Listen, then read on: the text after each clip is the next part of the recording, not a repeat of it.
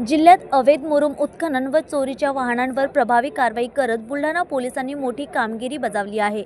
दिनांक 11/12/2025 रोजी मिळालेल्या गोपनीय माहितीनुसार देऊळगाव राजा पोलीस ठाण्याचे पथक व स्थानिक गुन्हे शाखेच्या टीमने संयुक्त कारवाई केली। सदर कारवाई देऊळगाव राजा येथील शेतजमिनीतून चालू असलेल्या बेकायदेशीर मुरुम उत्खननावर छापा टाकण्यात आला। घटनास्थळी उत्खननासाठी वापरण्यात येणारी खालील वाहने जप्त करण्यात आली: पोकनेल मशीन 01, ट्रॅक्टर इंजिन ट्रेलर 07।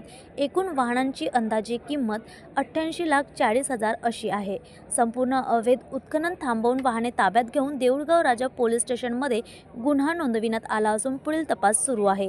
ही कारवाई पोलीस अधीक्षक बुलढाणा यांच्या सूचनानुसार करण्यात आली असून स्थानिक गुन्हे शाखा देऊळगाव राजा पोलीस ठाणे तसेच संबंधित पथकातील अधिकारी व कर्मचाऱ्यांनी ही संयुक्त कारवाई यशस्वीरित्या पार पाडली।